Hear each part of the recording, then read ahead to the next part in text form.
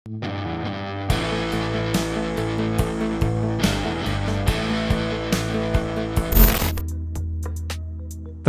Akbar Bintang Putranto divonis 1 tahun 6 bulan penjara atas perkara tipu gelap proyek dan jabatan Kabupaten Lampung Selatan.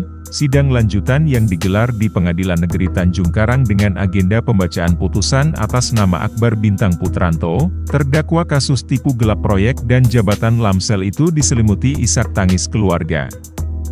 Persidangan yang dipimpin Majelis Hakim, Agus Windana memutuskan terdakwa Akbar Bintang Putranto telah terbukti bersalah melakukan tindak pidana penipuan proyek dan jabatan di Lampung Selatan sebagaimana tertuang dalam pasal 378 tentang penipuan, dengan pertimbangan yang meringankan, terdakwa berkelakuan baik selama persidangan.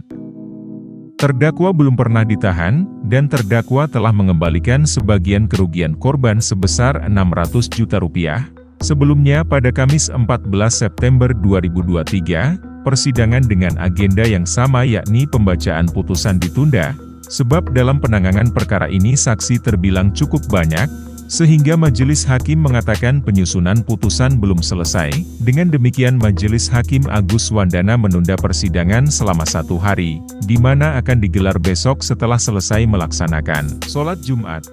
Dalam perkara ini terdakwa Akbar Bintang Putranto, oleh JPU disangkakan telah melanggar pasal 378 KUHP tentang penipuan.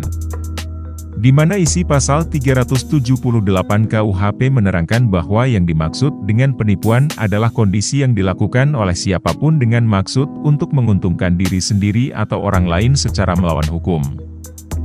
Dengan memakai nama palsu atau martabat palsu, dengan tipu muslihat, ataupun rangkaian kebohongan, menggerakkan orang lain untuk menyerahkan barang sesuatu kepadanya, atau supaya memberi hutang maupun menghapuskan piutang, diancam karena penipuan dengan pidana penjara paling lama 4 tahun. Oleh JPU terdakwa Akbar Bintang Putranto dituntut hukuman pidana penjara selama 2 tahun dikurangi masa tahanan yang telah dijalani oleh terdakwa. Terkait putusan terhadap klien kita nih Bang. Ya tentu kita pertama sekali harus bersyukur ya, mengucap bersyukur kemudian kepada Allah. Hari ini sudah dibacakan putusan terkait dengan klien kita Bintang, sudah kita dengarkan. Kemudian ada hal juga yang sangat penting yang harus kita garis bawahi, bahwa di dalam amar putusan tadi, di dalam pertimbangan hukumnya, apa yang dilakukan oleh klien kami ini ternyata terbukti ya, tidak dilakukan seorang diri, tidak berdiri sendiri, tetapi dilakukan oleh serangkaian pihak-pihak lain yang diduga terlibat. Bahkan tadi secara tegas, secara jelas dicantumkan di dalam amar putusan pertimbangan hukum Majelis Hakim yang mulia, meminta kepada lembaga kepolisian Republik Indonesia untuk mengungkap kembali terkait dengan keterlibatan pihak-pihak lain demi terciptanya keadilan yang berkesinambungan. Jelas itu dicantumkan di dalam amar putusan pertimbangan hukum hakim yang mulia. Artinya apa? Bahwa terungkap semua, saudara Bintang ini juga adalah korban. Ada masih serangkaian, ada pihak-pihak lain yang terkait, yang turut serta terlibat. Tadi sudah jelas bahwa hakim memerintahkan kepada kepolisian negara Republik Indonesia untuk mengungkap itu demi terciptanya keadilan berkesinambungan. Yang pertama terkait dengan klien kami akan pikir-pikir apakah akan banding atau menerima.